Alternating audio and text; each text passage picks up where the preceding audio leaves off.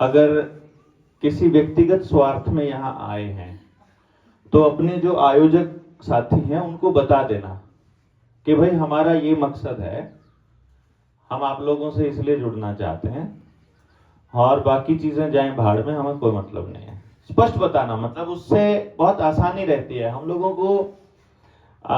मतलब ये मालूम रहता है कि असल में हमारे साथ अभी तक कितने लोग जुड़े हैं और कितने लोग इसमें हमारे साथ आगे बढ़कर लड़ाई में योगदान देने वाले हैं। ये लड़ाई कोई छोटी मोटी लड़ाई नहीं है और ये लड़ाई भी नहीं है। ये ऐसी लड़ाई है जो बिना लड़े लड़ी जानी है, बिना लड़े लड़ी जानी है। मुझसे कोई साथी कह रहा था, आपकी क्या योजना है इस लड़ाई को संबंध में? मैंने कहा, मेरी ये योजना है कि मैं लोगों को बिना हथियार उठाए लड़ना सिखा सकूं। ऐसा कैसे हो सकता है?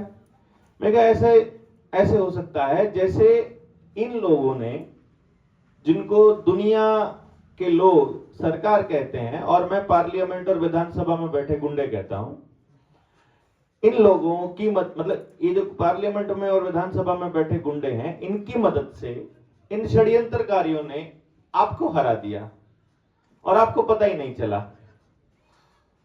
समझ रहे हैं? आप इस टाइम एक युद्ध की स्थिति में हैं। इस वक्त युद्ध की स्थिति में कैसे हैं, इसको समझने के लिए आप एक बार युद्ध को, मतलब जीवन को या अपने समाज को या देश को इस स्थिति में इमेजिन कीजिए कि जब देश युद्ध की स्थिति में होता है तब क्या क्या होता है।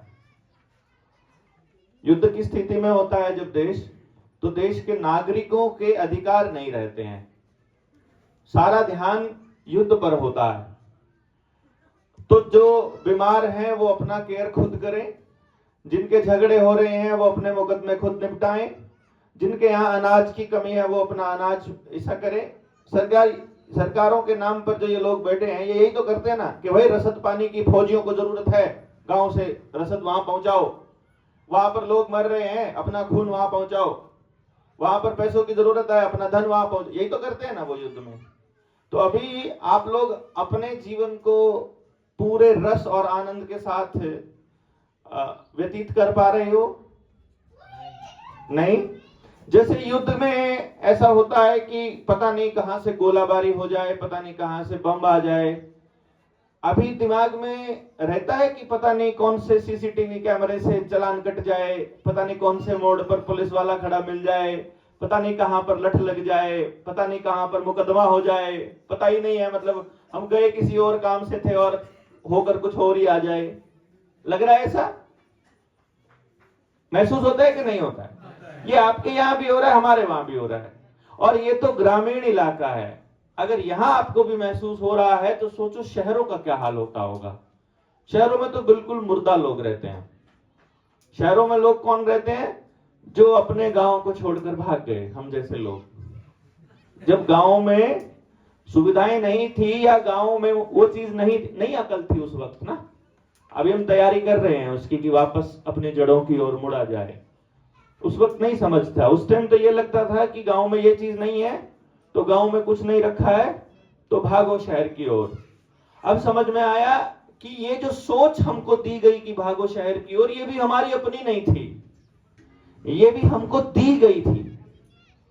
अच्छा, पता लगे कि हम जो खा रहे हैं पूरे दिन में, जो हमारा भोजन में इंटेक जो हमारी बॉडी में जा रहा है, पता चले कि उसमें से कुछ भी ऐसा नहीं है जो प्योर हो, जो हाइजीनिक हो, जो हमारे शरीर को लाभ देने वाला हो। कभी आप लोगों ने तो देखा ही नहीं होगा। बाजार में जाकर चेक कीजिए, जितने भी लोग यहाँ बैठे हैं, आप सब लोग अपने दुकानों पर जाइए, लोकल दुकानों पर बैठे लोग हैं या फिर कहीं पर भी लोग, मतलब खाने का सामान है। कल हम लोग झारखंड में थे, तो वहां से वापस आते समय हम कुछ लोगों के खाने के कुछ सामान देख रहे थे। शहर में जितने भी दुकानें थी, कस्बे में जितने भी दुकानें थी, वो सारी दुकानें थी जिनके अंदर जीएमओ का तेल इस्तेमाल हो रहा था। जो गांव के अंदर जो लोग अपना काम कर रहे थे वो अपना खुद का निकाला हुआ यूज कर रहे थे। तो हमने कहा कि ये सरसों का तेल जो तुम निकाल रहे हो ये हमारी अपने खेत की सरसों है, अपने खेत की सरसों है, फिर तो बीज भी आपका अपना होगा। नहीं, बाजार से लाए, बीज बाजार से लाए, तो बाजार में तो जीएम ही है सरसों, बाजार तो आपको सिंपल सरसों दे ही नहीं रहा है। तो जो बात हम कर रहे थे युद्ध की स्थिति में, आप अपना सारी कमाई भी आप मेरे ख्याल से इन्हीं को दे रहे हो, क्यों जी? मतलब चाहे आप अपनी मर्जी से दे रहे। युद्ध में क्या होता है, जब डिक्लेयर होता है ना युद्ध, उसमें आप अपनी मर्जी से देते हो, और यहां पर आप अपनी मर्जी से नहीं देते हो, यहां आप उनकी मर्जी से देते हो। आप सड़क पर चल रहे हैं, आपसे टोल वसूला जाएगा, बोलेंगे फास्टैग लगाओ, आप बोलेंगे फास्टैग नहीं है तो बोलेंगे डबल दो। मतलब वो जो पैसा आपसे लिया जा रहा है वो डबल लिया जा रहा है। जो सड़क बनी है वो फर्जी रुपए से बनी है, और जो उसको हम दे रहे हैं टोल, वो अपनी मेहनत की कमाई दे रहे हैं, यानी उसको पूरा हम असली कमाई से कर रहे हैं।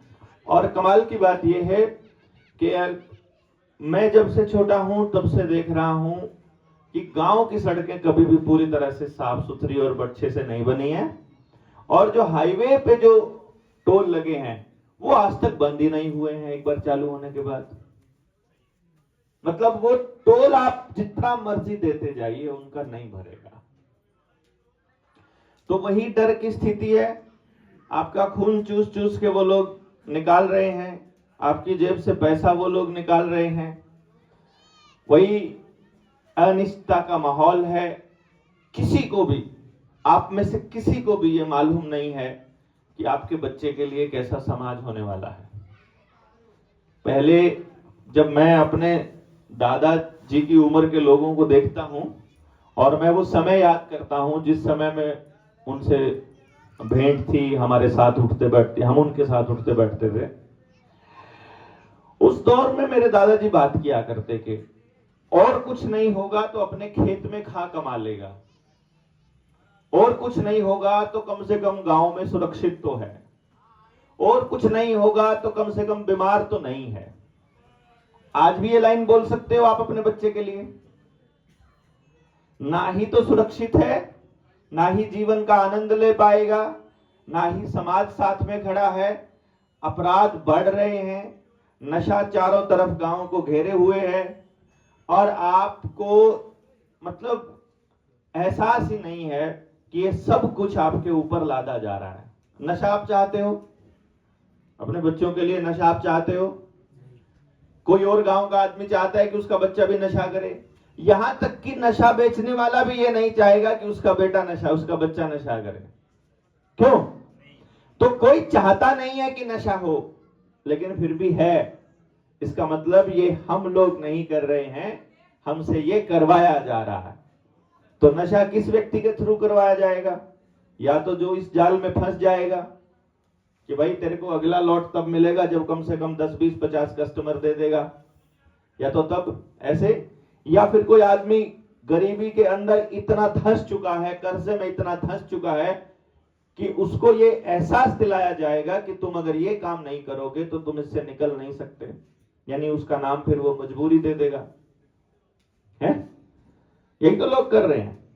और तीसरे लोग हैं वो नासमझ, मक्कार, समाज के धोखेबाज लोग जो इस नशे की तस्करी को पैसे के लिए कर रहे हैं, जो जिनको मालूम है कि करें कि हमें सिर्फ पैसा कमाना है, हमें कोई मतलब नहीं है, देश लुटता रहे, बर्बाद होता रहे, हमें कोई।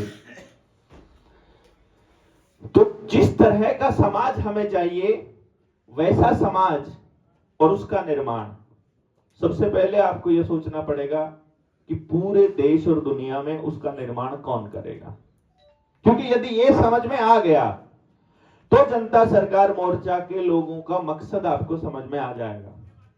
हम लोगों को ऐसा लगता है, जो आपके बीच बात करने के लिए आए हैं, उनको ऐसा लगता है कि यह तय है कि आपका थाना अध्यक्ष, थाना प्रभारी जिसे आप बोलते हो, आपका सरपंच, आपके एमएलए, एमपी या सीएम या पीएम या पटवारी, तहसीलदार, एसडीएम, स्कूल के प्रिंसिपल, स्कूल के मालिक, वो आएंगे आपके गांव में व्यवस्था बदलने के लिए?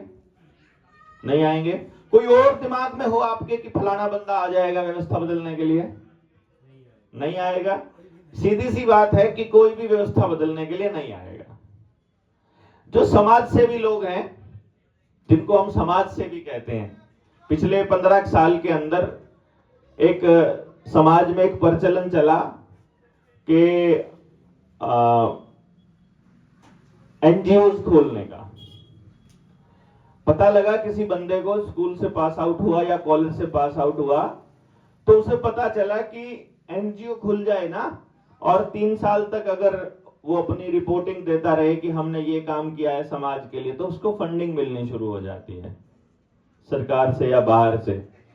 तो पहले 3 साल तो वो फंडिंग, 3 साल बाद की फंडिंग के चक्कर में पहले 3 साल तो वो फोटो खिंचाने में और सभाएं करने में, मतलब बस चाहे वो बात कुछ ना बता रहा हो, बस फोटो खींचनी है और उनको अपनी फाइल में लगानी है कि देखो मैं 3 साल से लोगों के बीच जा रहा हूं और आप मुझे फंडिंग दे दीजिए। एक बार फंडिंग आ जाए तो फिर फंडिंग का इस्तेमाल करने के काम उनका और कोई काम नहीं है। उस पैसे से वो बस पोस्टर बैनर इस चीज के लगाते हैं कि हम समाज सेवी हैं, आपको नए साल की बधाइयां, मकर संक्रांति की बधाइयां, फलाने ढिमकाने की बधाइयां, दिवाली की बधाइयां, उसके बैनर पोस्टर उस पैसे से लगते हैं। क्यों जी? मतलब कोई समाज सेवी भी इस व्यवस्था परिवर्तन की लड़ाई में नहीं आएगा, क्योंकि मैंने अभी तक किसी भी समाज सेवी जो बोर्ड के ऊपर, बैनर के ऊपर अपना नाम समाज सेवी लगाता है, मैंने कोरोना के दौर में एक भी समाज सेवी कोरोना की सच्चाई बताता हुआ नहीं मिला। वैक्सीनेशन के दौर में एक भी आदमी वैक्सीन की सच्चाई नहीं बता रहा था। सब इस प्रोपेगेंडा को ही आगे बढ़ा रहे थे। तो इतना पक्का हो गया कि बाहर से कोई नहीं आएगा। यह भी पक्का हो गया कि आज हम युद्ध की स्थिति में हैं। अब आ गया कि पहला अब सवाल आएगा कि कौन करेगा, और दूसरा ये युद्ध हम जीतेंगे कैसे, यानी ये व्यवस्था का परिवर्तन कैसे होगा।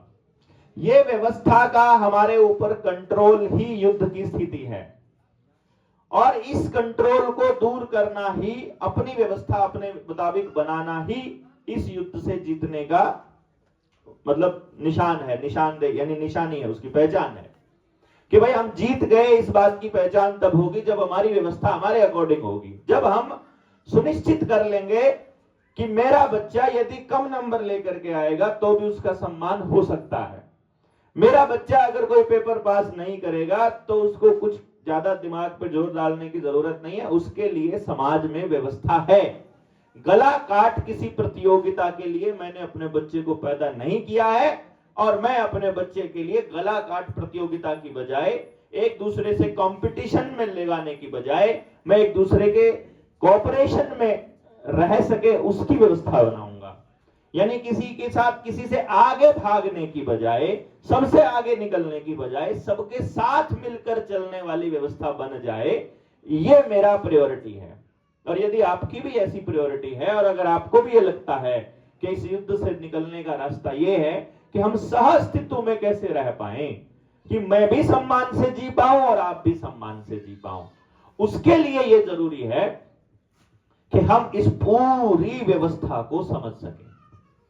उसके लिए जरूरी है कि इस व्यवस्था के अंदर क्या क्या कमियां हैं उसको जान सकें, क्योंकि जब वो व्यवस्था की कमियां समझ में आएंगी, इस व्यवस्था को बनाने वाले लोगों का षड्यंत्र समझ में आएगा, उनका लाभ समझ में आएगा।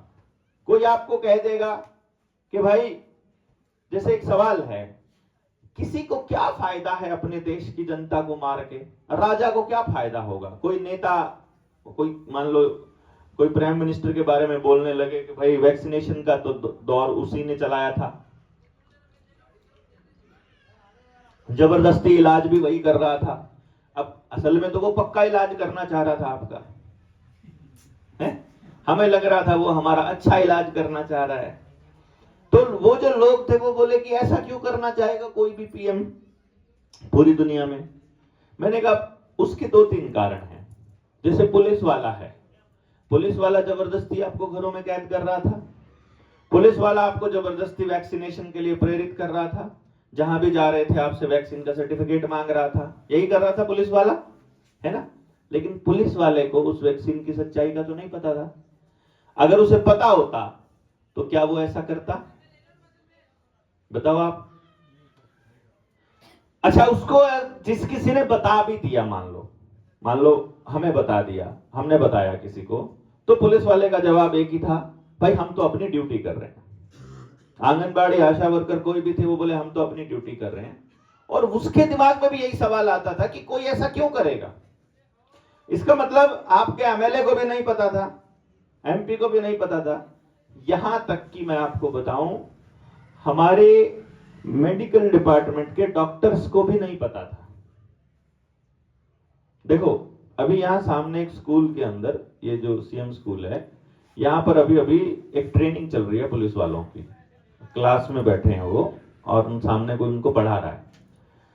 उन्होंने कोई किताब नहीं पढ़ी, किताब पढ़ने का उनके पास समय नहीं है पुलिस वालों के पास, लोकल थाना प्रभारियों के पास।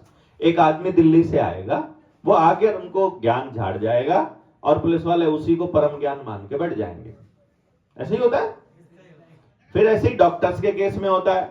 डॉक्टर को भी एक कॉन्फ्रेंस होएगी, उस कॉन्फ्रेंस में नए नए रिसर्च पेपर डाले जाएंगे, वो रिसर्च पेपर पढ़ दिए जाएंगे, वो रिसर्च पेपर जो कहते हैं वही वो मान लेंगे, और उसी के हिसाब से अगली चिकित्सा पद्धति चालू हो जाएगी। यही काम कोरोना के केस में हुआ।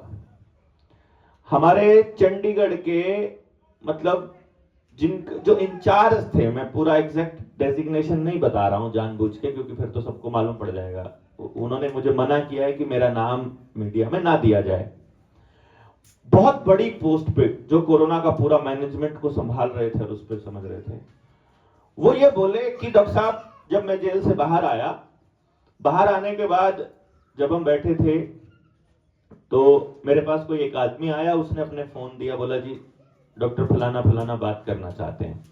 तो मैंने बात की, वो बोले जी मुझे आपसे मिलना है हर हाल में, आप आ सकते हो तो आप आ जाइए, मुझे बुलाना है तो मैं, नहीं तो मुझे आपसे मिलना।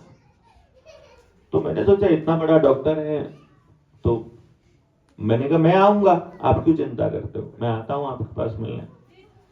रिटायरमेंट उन्होंने वीआरएस ले लिया था वैक्सीनेशन शुरू होने के बाद। मुझे बोला, मतलब जाते ही उन्होंने सबसे पहले तो ऐसे बिहेव किया जैसे कि मतलब वो भागे चरण स्पर्श करने के लिए।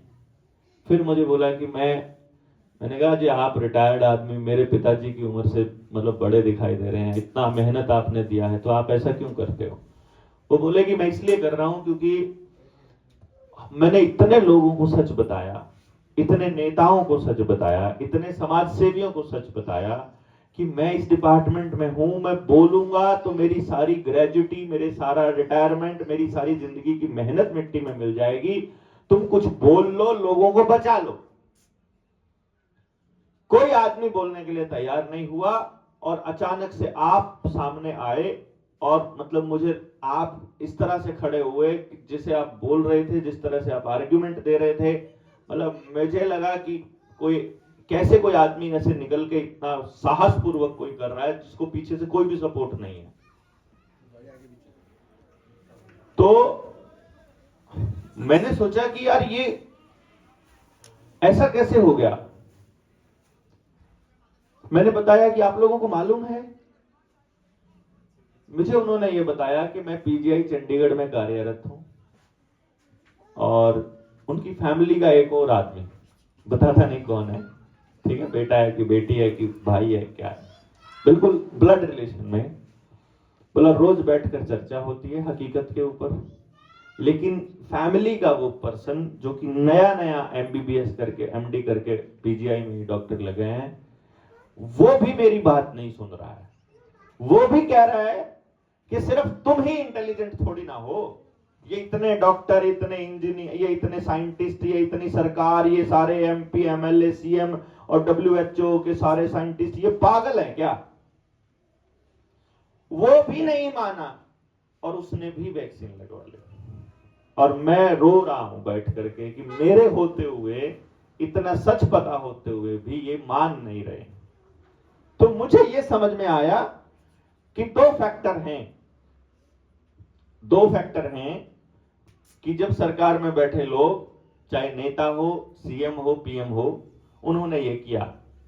पहला फैक्टर है कि उनको मालूम नहीं था कि वो देश की जनता के साथ गद्दारी कर रहे हैं, और दूसरा फैक्टर है वो जानबूझकर कर रहे थे, उनको पता है, उन्होंने खुद नहीं लगवाया, खुद लगाने का ड्रामा किया। यही है ना, दो ही फैक्टर है ना भाई, या तो जानबूझ के किया या फिर उनको मालूम नहीं था, अनजाने में हुआ। तो हम चिल्ला रहे हैं 1 साल से, हम बोल रहे हैं 1 साल से कि हरामखोर लोगों बता तो दो कि तुमने अनजाने में किया है कि जानबूझ के किया है, या तो देश को यह कह दो कि हमने किया है। लेकिन इतनी कहने की हिम्मत नहीं है। अभी इलेक्शन हुए, वैक्सीन के सर्टिफिकेट से फोटो हटवा ली, इसका मतलब ये मान गए कि हमने को जानबूझ के किया है। ये तो मान गया ना, पीएम प्राइम मिनिस्टर ने ये तो मान लिया, सिर्फ बोला नहीं अपने मुंह से, ये तो मान लिया कि देश के साथ गद्दारी कर ली, देश के लोगों से गद्दारी कर गया। ये मानने के बाद अब आता है कि अगर वो अनजाने में हुआ है तो इतनी चीजों पे माफी मांग ली, किसान कानूनों पे माफी मांग ली, इस पे और मांग लेगा तो क्या बुरा हो जाएगा। और इस देश के लोग तो बेचारे इतने भोले हैं तो माफ कर भी देते हैं? और अगर जानबूझ के किया है तो मुझे लगता है कि फिर वो उसकी बात सही है। उसने कहा था कि 50 दिन में अगर हालात ठीक ना हो, जब नोटबंदी करी थी, जिस चौराहे पर ले जाकर फांसी टांगना हो मुझे टांग देना, जितने जूते मारने हो मार लेना।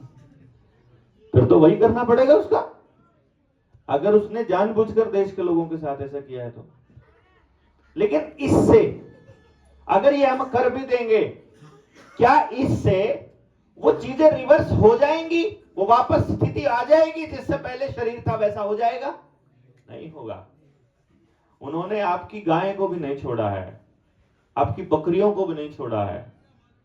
अभी जब आ रहे थे तो नरेंद्र भाई से मैं बात कर रहा था, मैंने कहा भाई ये लोग अभी गांव आधारित व्यवस्था यहां बची हुई है, लेकिन इन्होंने इनकी गायें छोड़ी नहीं है, उसके अंदर भी केमिकल डाल दिया इंजेक्शन के जरिए।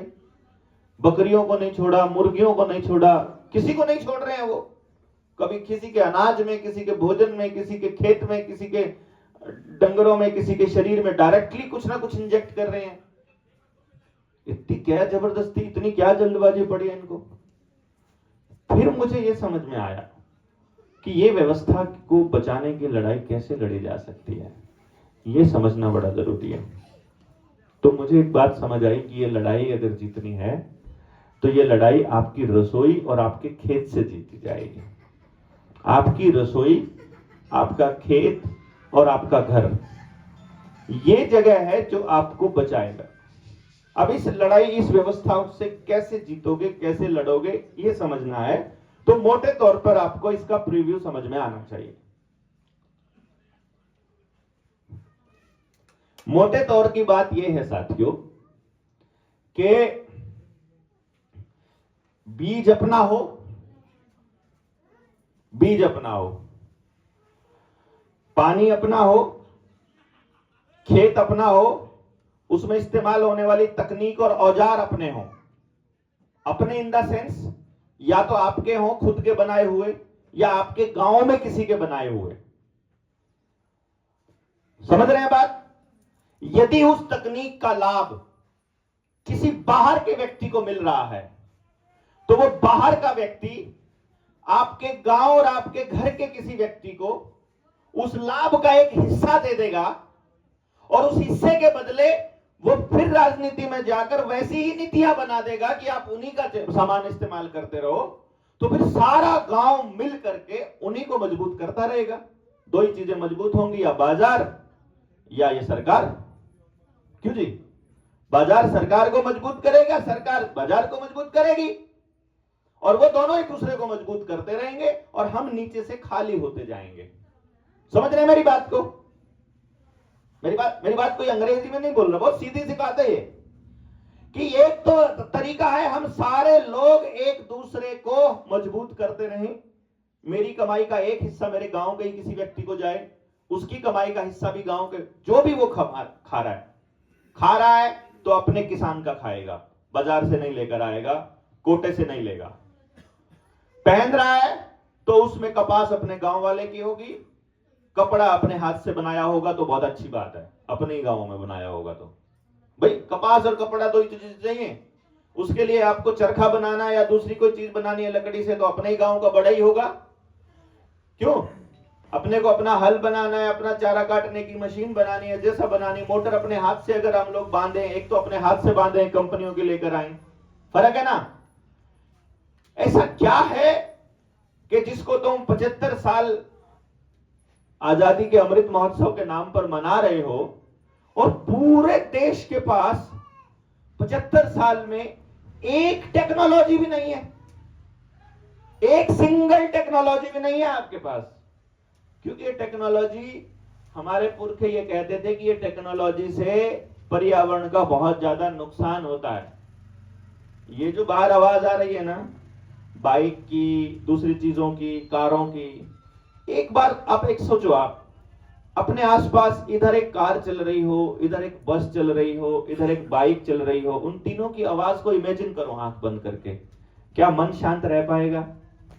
वो फ्रीक्वेंसी जो आपके दिमाग को कचोटेगी, क्यों? और फिर तीनों को बोल दो हॉर्न भी बजा दो एक बारी, हैं? और बार बार बजाते रहो, तो ये क्या सिर्फ आपको डिस्टर्ब कर रही है? आप इतनी बड़ी एग्जिस्टेंस का हिस्सा हैं। धरती को हम माता कहते हैं और हम कहते हैं ये जिंदा है। अगर ये जिंदा है तो वो डिस्टरबेंस इसको भी तो हो रही होगी। वो जो आपके आसपास पशु पक्षी हैं, जो जीव जंतु हैं, उनको भी तो वो वाइब्रेशंस परेशान कर रही होगी।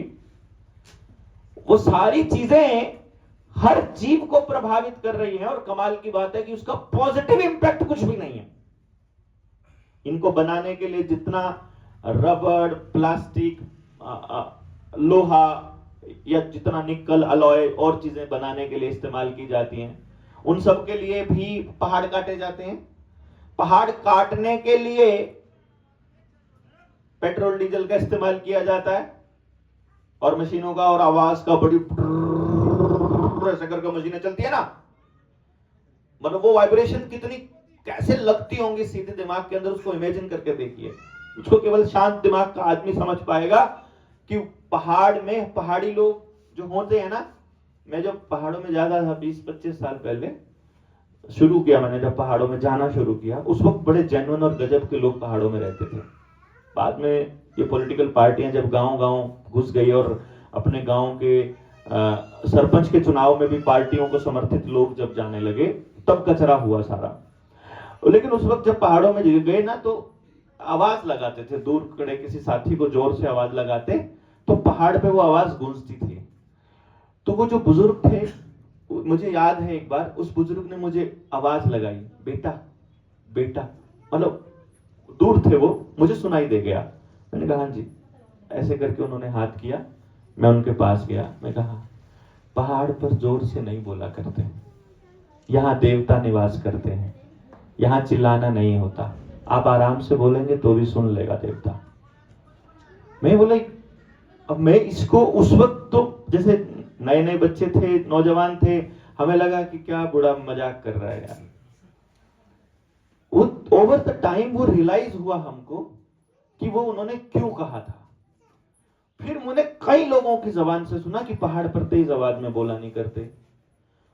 बाद में दादा से भी सुना मैंने कि जोर से नहीं बोला करते।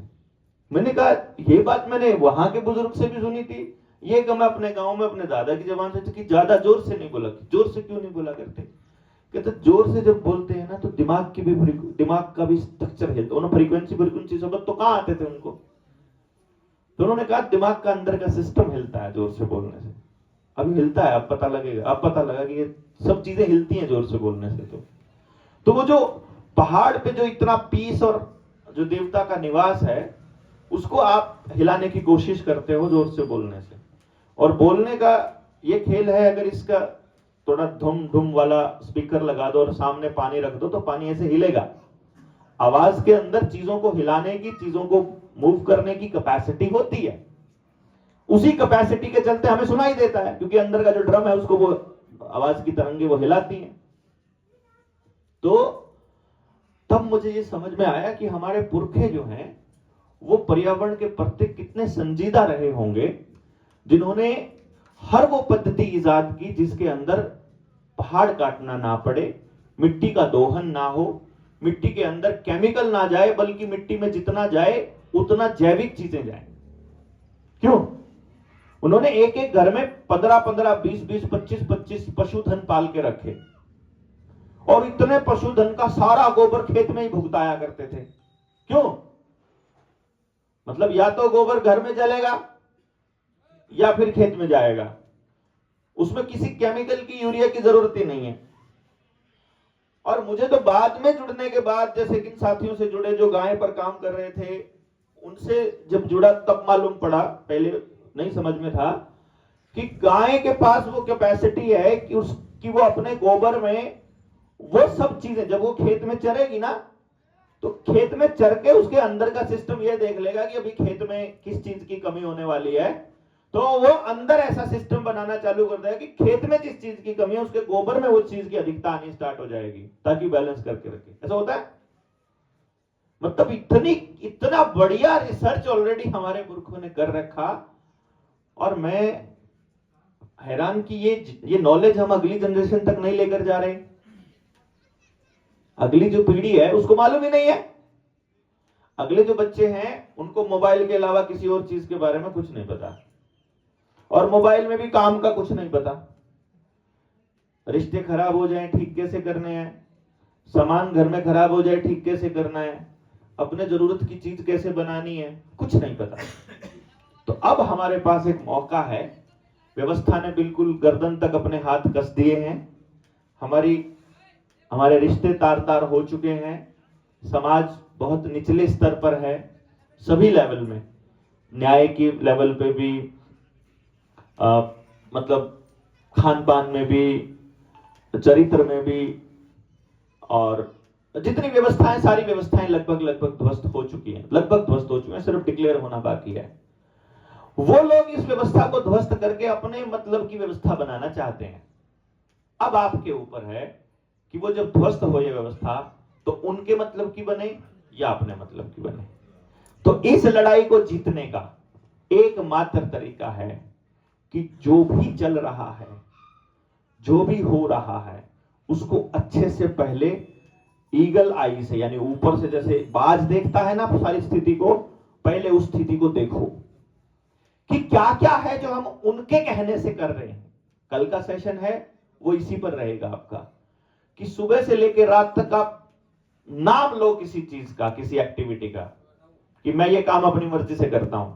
हम साबित करेंगे कि ये काम अपनी मर्जी से नहीं करते हो, आप सब कुछ उनकी मर्जी से कर रहे हो, सब कुछ। कैसे आपको पानी पीना है, ये बोतल लाके दे दी, बताओ हमको पीना था हमको लोटे से, और इस बोतल में भी इतना सा सुराख बना दिया। हम कह रहे हैं कि यार उसका सरफेस चौड़ा होना चाहिए, जो चीज पीने वाली चीज है, और उन्होंने इतना पतला कर दिया। मैं भी इसी व्यवस्था में उनके हिसाब से पी रहा हूं, है कि नहीं? क्योंकि इतना बोलना पड़ रहा है। मुझे बोलना नहीं पड़ता तो मुझे गर्म पानी बहुत ज्यादा पीना नहीं पड़ता, गर्म पानी बहुत ज्यादा पीना नहीं पड़ता तो ये बोतल मुझे यूज नहीं करनी पड़ती। फिर मैं अपने घर में थोड़ा सा गर्म किया, जितनी प्यास लगी उतना पानी पी लिया, बात खत्म, लोटे से पी लिया, और ऐसे ओक करके पी लिया। पी सकता था बड़े आराम से, कुछ कोई दिक्कत ही नहीं थी, मुझे किसी को कोई दिक्कत नहीं थी, पर मैं भी उनकी व्यवस्था उनके हिसाब से पी रहा हूं। जो नए नए लफंगे तो नहीं बोलूंगा, लौंडे लपाड़े बोलते हैं, और यूपी वाली भाषा बोलने लगा था, एक ही बात है वैसे।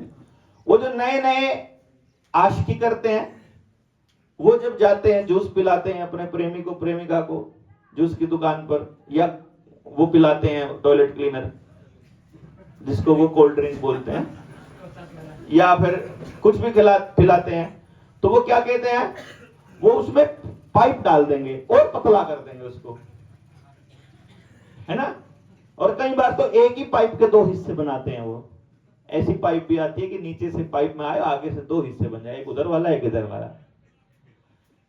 तो पता चल रहा है कि वो भी उनके हिसाब से पी रहे हैं। इसी तरह से आप कपड़े उनके हिसाब के पहन रहे हो, आप खाना उनके हिसाब का खा रहे हो, खेत में उगाना भी उन्हीं के हिसाब का, खेत गांव में घर में डंगर भी उन्हीं के हिसाब का, आपका व्यवहार भी उन्हीं के हिसाब का, आपके रिश्ते भी उन्हीं के हिसाब से। तो शुरू से लेकर आखिर तक आपको बताएंगे कि भाई आप जो जीवन जी रहे हो वो उनके हिसाब का जी रहे हो।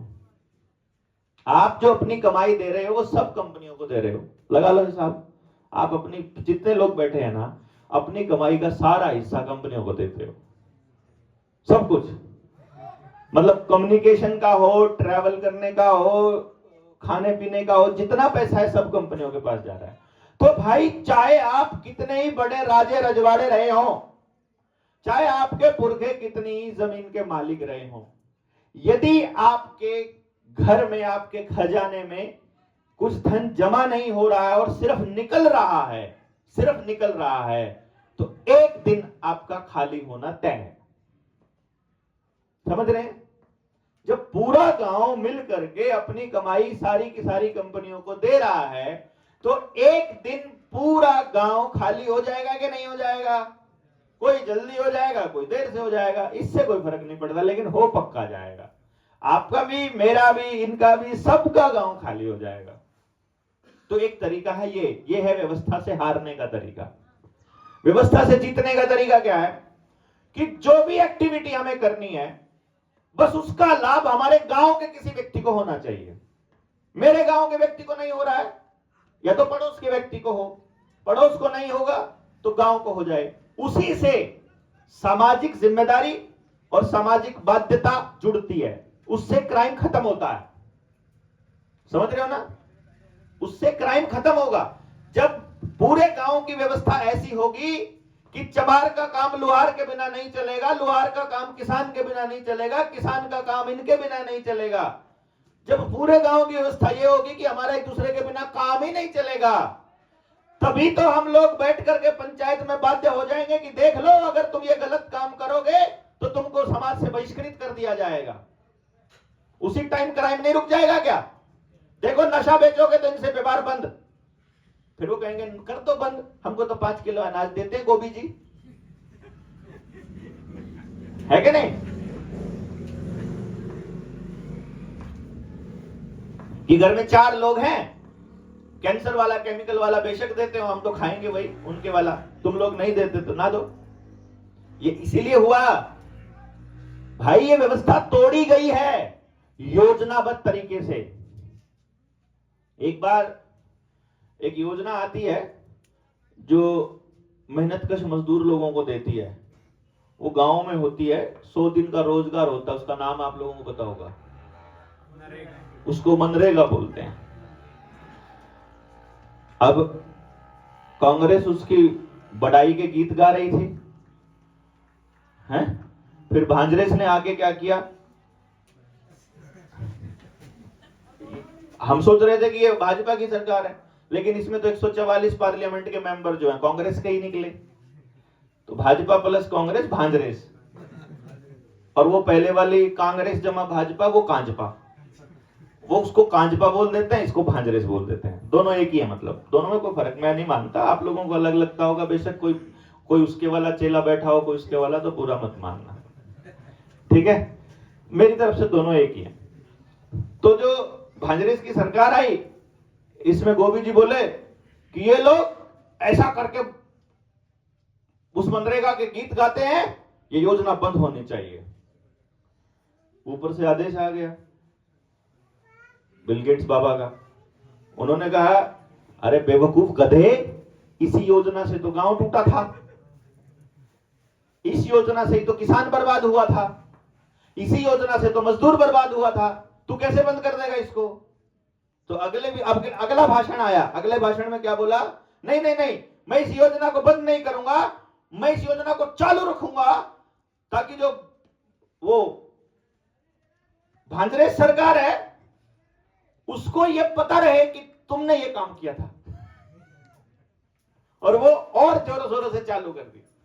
अब उस योजना ने समाज कैसे तोड़ा, उसको समझना। जब आपको बिना किए आपकी जेब में पैसा दिया जाए, ध्यान देना, बिना किए पैसा दिया जाए, तो ये मानकर चलिए उस पैसे में वैल्यू भी नहीं है। ये छोटी बात नहीं बोल रहा हूं मैं। वैल्यू नहीं है का मतलब क्या है मालूम है? पैसा केवल धन के बदले छापा जा सकता है।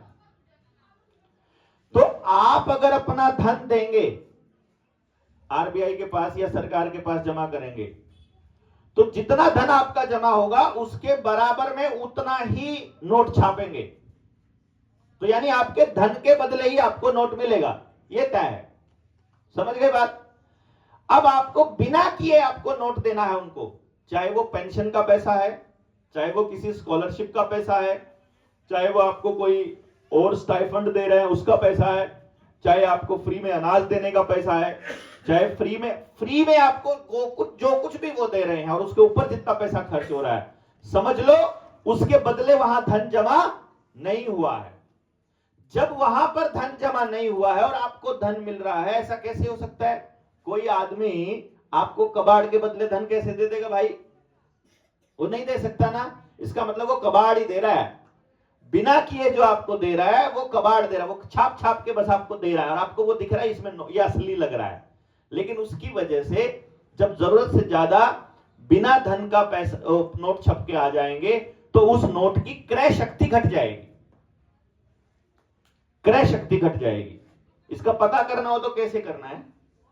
एक जमीन ले लो, उस जमीन को आज ले लो आप 10 लाख रुपए की जमीन, थोड़े से टाइम में उस 10 लाख की जमीन का रेट बढ़ जाएगा। कई बार तो ऐसा होता है 10 दिन में ही बढ़ जाता है, ठीक है? 10 दिन बाद उसे बेच दो, आपने बेच दिया वो 12 लाख का। अब अगले 10 दिन बाद उसी 12 लाख से वही जमीन खरीद के दिखाओ,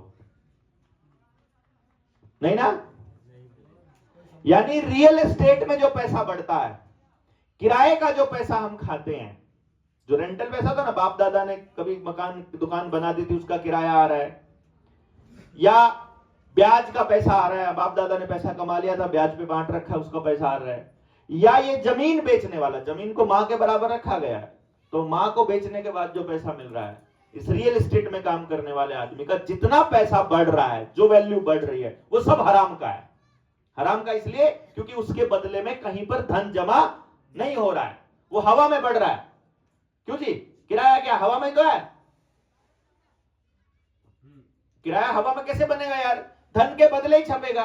तो जो किराए का पैसा है, ब्याज का पैसा है और ये इस तरह से जमीन की वैल्यू बढ़ने का पैसा है, ये सब हराम का पैसा है। हराम का पैसा उसको बोला जाता है जिसके बदले असली धन नहीं होता है। तो इसी तरह से जो फ्री का पैसा है, सरकार से जो स्कॉलरशिप का पैसा है, जो स्टाइफंड का पैसा है, जो पेंशन का पैसा है, वो भी हराम का पैसा है। आप देखिए, बुजुर्गों को जब तक बुढ़ापा पेंशन मिलनी चालू नहीं हुई थी तब तक एक भी केस आपको ऐसा नहीं मिलेगा जब बच्चों ने अपने मां बाप की सेवा पैसे या प्रॉपर्टी के लिए किया हो, या किसी बुजुर्ग के अकड़ जो है वो पैसे के लिए नहीं नजर आएगी। क्यों जी? यानी जिसने भी बुढ़ापा पेंशन चालू की है उसको सत्ता वाले लोग लोक नायक कह करके, जन नायक कह करके प्रचारित करेंगे कि इन्होंने बुढ़ापा पेंशन चालू की थी। मैं तो लानती भेजूंगा भैया, बेशक गुजर चुका हो। देश में जो पेंशन चालू करने का काम था वो पहला जो राज्य था वो हरियाणा ही था, या देश भर में चालू किया था। तो जब उस वक्त जो नेता थे जो पूरे देश के, वो देवीलाल थे, चौधरी देवीलाल, उन्होंने चालू किया था। मतलब बुजुर्गों का सत्यानाश करने में बहुत महत्वपूर्ण भूमिका चौधरी देवीलाल ने निभाई, परिवार से तोड़ने में बहुत बड़ी भूमिका निभाई है उन्होंने बुढ़ापा पेंशन चालू करके, क्योंकि वो हराम का पैसा उनको देना चालू किया। हमारे गांव में हराम का पैसा लेने का रिवाज नहीं हुआ करता था उससे पहले।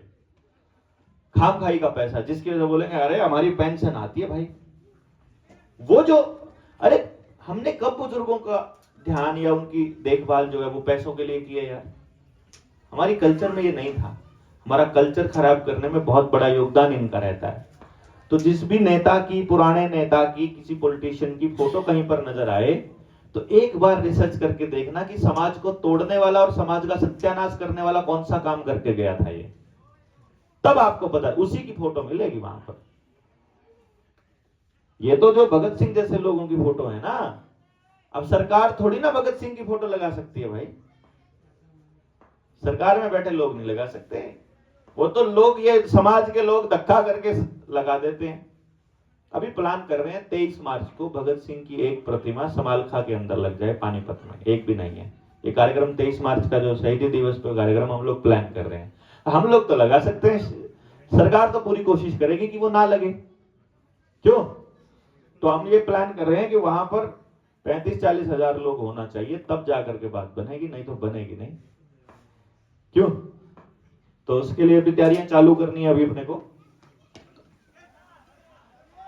मोटी बात यह है कि व्यवस्था बनाई है उन लोगों ने, वो जो हम बात मनरेगा पे कर रहे थे उसकी पूरी करता हूं और उसके बाद फिर इस बात को हम समाप्ति की ओर लेके जाते हैं। मनरेगा को खेल को समझना है तो एक बार मनरेगा की टाइमिंग को गौर से देखो।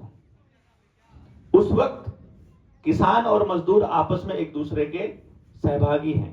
ध्यान से देखना, किसान का कितना कमाल का काम हुआ करता था। किसान कभी अपने लिए नहीं उगाया करता था, है ना। किसान जब उगाता था ना, मुझे भी ध्यान है, एक डेरी ये कुम्हार की है, ये डेरी लोहार की है, ये डेरी नाई की है, ये डेरी हमारे चमार की है, ये हमारे वाल्मीकि का जो घर बटे होते थे, पूरे गांव में जिनके पास जमीन है वो और जिनके पास जमीन नहीं है वो, उनकी कैलकुलेशन करके बटा होता था कि इतने एकड़ पे एक घर। आज भी है, आपके यहां है, हमारे वहां नहीं है, अब हमारे वहां चला गया। घर बटे होते थे तो किसान की उस पैदावार में पूरे गांव के हर घर का हिस्सा होता था कि नहीं होता था। जो जिसके पास जमीन नहीं है उसके डंगरों के लिए, उसके पशुधन के लिए भी उसका जो चारा है वो फिक्स होता था। वो जाएगा लेके आएगा, हफ्ते में लेके आए, महीने में, 10 दिन में, उसका जब जिससे जी कर रहा है उधर, जिधर उसका उस दिन उधर घूमने का मन कर रहा था उनके खेत से ले आएगा अपना। तो किसान सिर्फ अपने लिए नहीं पैदा कर रहा है, वो सबके लिए पैदा कर रहा है। सबके लिए पैदा करने के बाद जो बच गया उसको वो मंडी में भेज रहा है शहर के लिए। समझ गए ना, क्योंकि शहरों में भी लोग रहते हैं, वो शहरों के लोगों के लिए मंडी से फिर बाजार में चला जाएगा। सारा अनाज हो, दाल हो, चावल हो, जो भी है उसके पास में, गेहूं हो, जो भी है।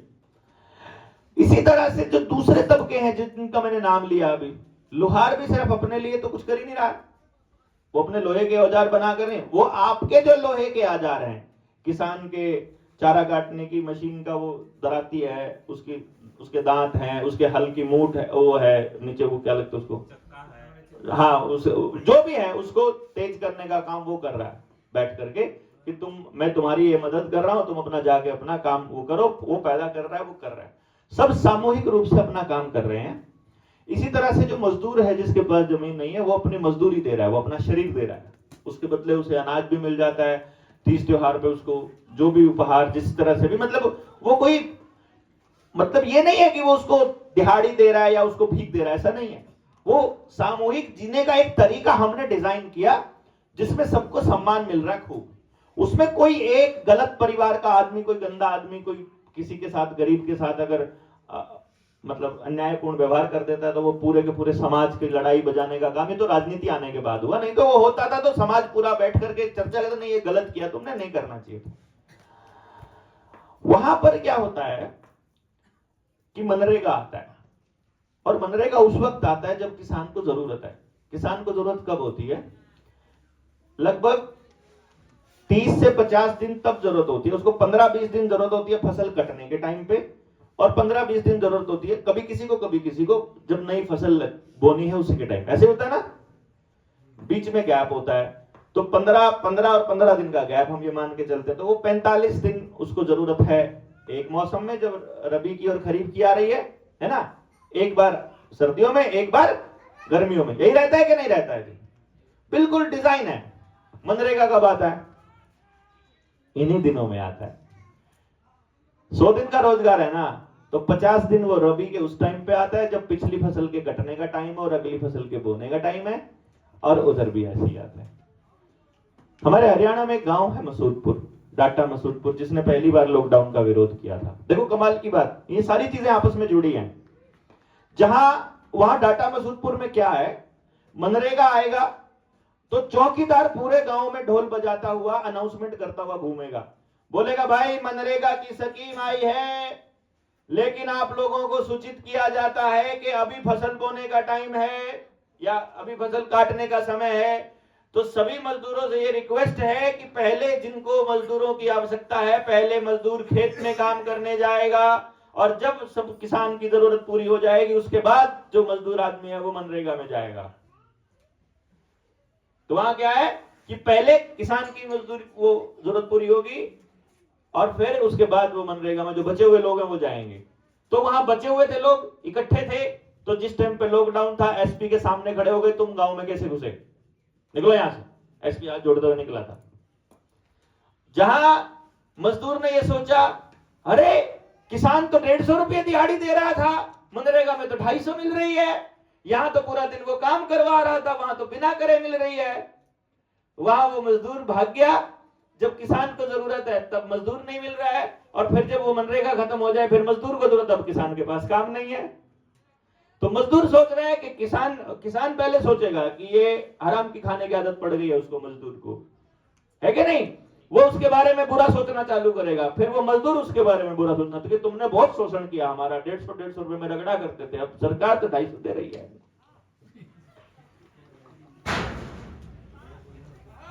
ऐसा करके पूरा स्ट्रक्चर हो गया खराब, और वो स्ट्रक्चर खराब होते होते अब 5 किलो अनाज तक आ गया। अब वो मनरेगा वाला मजदूर भी और वो काम देने वाला किसान भी, वो भी ले रहा है। कमाल की बात यह, आपके गांव में 50 बीघा का जमींदार है, मेरे ख्याल से वो भी ले रहा है ना। ऐसा हरामी बना दिया उन्होंने, हरामखोर बना रहे हैं सबको, सब फ्री का खा रहे हैं, सबको हराम का खाने की आदत डाल रहे हैं, क्योंकि हराम का खाने के बाद जो लेवल है वो डाउन जाता है, आत्मा का भी, दिमाग का भी, सोच का भी। उनको पता है ये बात, इसीलिए हराम का दे रहे हैं। तो इस व्यवस्था को अगर उजाड़ना है, खत्म करना है, तो पहले तो हराम का खाना बंद करना पड़ेगा। फिर इन्होंने जो हमको कागज दे रखे हैं, अपने कागज ले जाओ, जमीन हमारी थी हमारी ही रहेगी, बात खत्म। ये कर सकते हैं अपन। सड़क पर चलने के लिए तुम्हारे ड्राइविंग लाइसेंस की जरूरत नहीं है हमको।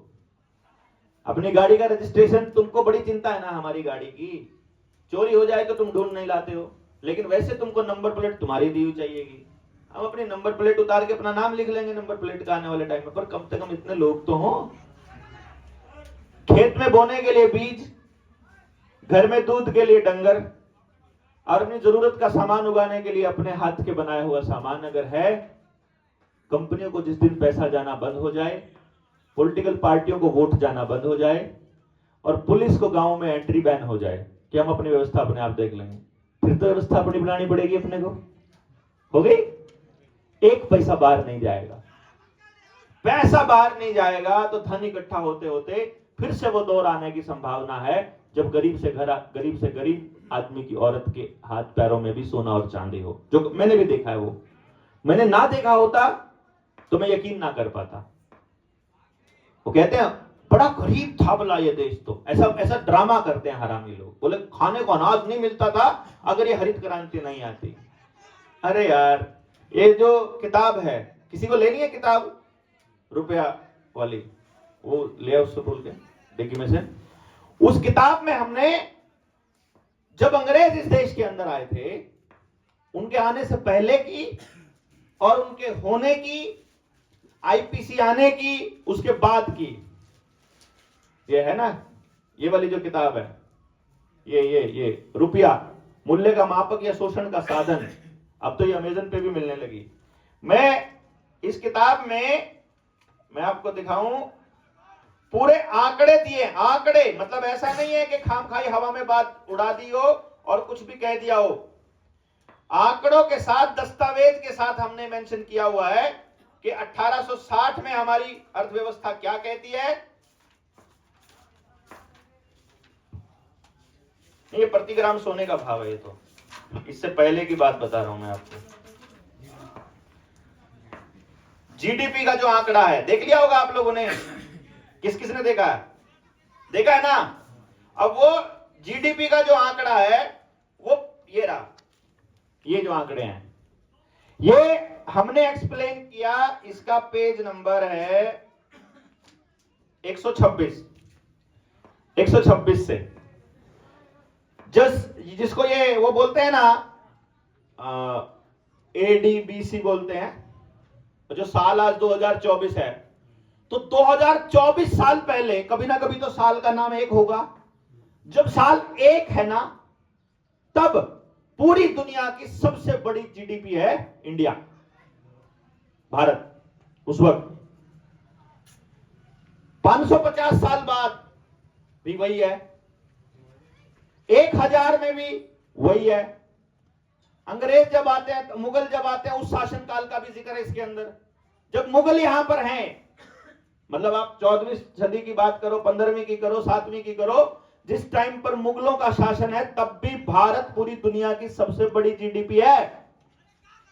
तो तुम कब कह दोगे कि यह देश गरीब था? कब की बात कर रहे हो तुम?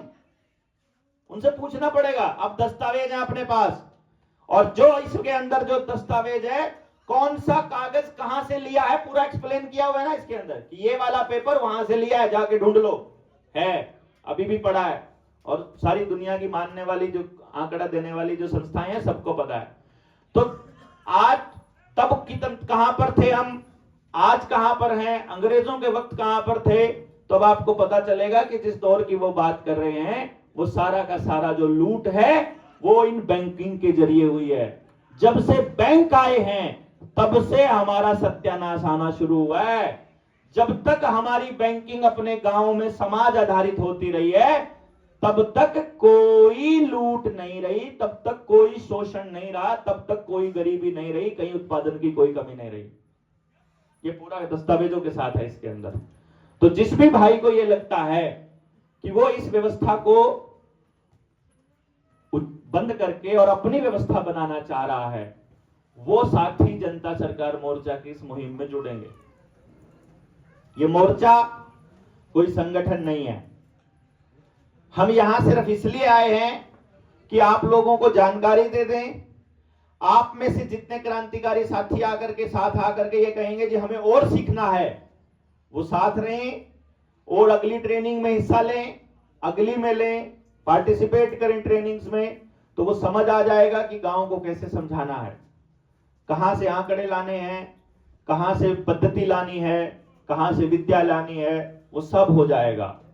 पूरे देश में क्रांतिकारी लोग पहले दिन से लेके आज तक अपना अपना योगदान दे देकर उन्होंने ऐसी व्यवस्थाएं बनाई हैं कि अब गांव वाले अगर चाहते हैं तो अपनी अपनी व्यवस्था चालू हो जाएगी। सब तरह की अपनी जरूरत का सामान अपने गांव में बनाया जा सकता है। बहुत ज्यादा ट्रैवल करने की हमको जरूरत नहीं है, बहुत ज्यादा सड़कों की हमको जरूरत नहीं है, बहुत ज्यादा गांव उजाड़ने की जरूरत नहीं है, शहरों में पलायन की आवश्यकता नहीं है। पेट्रोल, डीजल, टेक्नोलॉजी, मोबाइल, ये सब, इन सब का अब तो देख लिया ना कितना फायदा है, कितना नुकसान है। अगर अभी तक भी समझ में नहीं आया तो फिर हम कुछ नहीं कह सकते। वरना मेट्रो आ रही है, मेट्रो के बाहर जो है या फिर वॉल्वो की, अभी आपका मध्य प्रदेश में तो सरकारी बस नहीं है ना, सब प्राइवेट हो गया, 100% प्राइवेटाइजेशन हो चुका है। हमारे हरियाणा में ये सत्यानाश जारी है, वो जल्दी ही पूरा सत्यानाश हो चुका होगा अगर नहीं रुका तो वहां के लोगों ने। इसी तरह अलग अलग जगह पर अलग अलग सत्यानाश के आंकड़े चालू हैं सरकारों के, और वो बता रहे हैं कि हम तुम्हारा विकास कर रहे हैं।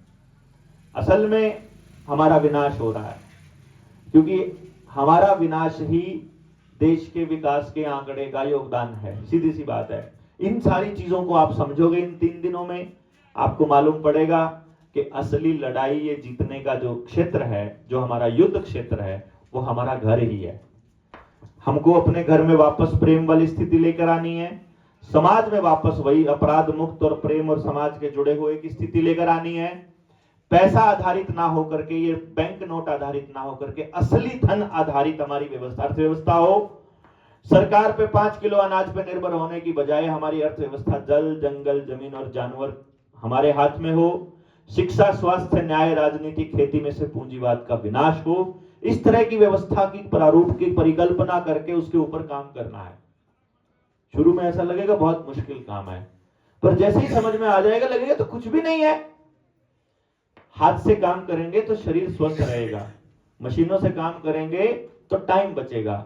बचे हुए टाइम में अश्लील वीडियो ही देखेगा हमारा बच्चा, बचे हुए टाइम में इंस्टाग्राम ही चलाएगा, बचे हुए टाइम में सेल्फियां लेगा, बचे हुए टाइम में मोबाइल पे लफाड़ीबाजी करेगा, या फिर मोटरसाइकिल पे इधर से उधर घूमेगा, या फिर कारों में ड्रामा करेगा। बचे हुए टाइम का ये करेगा। तो सबसे बढ़िया परवरिश ये है कि बच्चों को जमीन से जोड़ना है, और शरीर का काम ज्यादा से ज्यादा करवाना है और दिमाग को खाली नहीं रखना है, क्योंकि खाली दिमाग शैतान का घर होता है और उनको ये पता है। तो शैतान अगर घर घर लाना है तो दिमाग खाली कर दो, इनका काम अपने आप हो जाएगा। समझ गए ना? भगवान की व्यवस्था को अगर बनाना है तो शैतान को घर से निकालना पड़ेगा, और शैतान को घर से निकालने का एकमात्र उपाय है दिमाग खाली नहीं होना चाहिए। और दिमाग खाली ना होने का एक रास्ता है कि हाथ खाली नहीं होना चाहिए। क्यों जी? ये मोटे मोटे तौर पे हमने आपको बताया कि हमको हमारी लड़ाई हमारी अर्थव्यवस्था आधारित कैसे है, समझे? अब आपको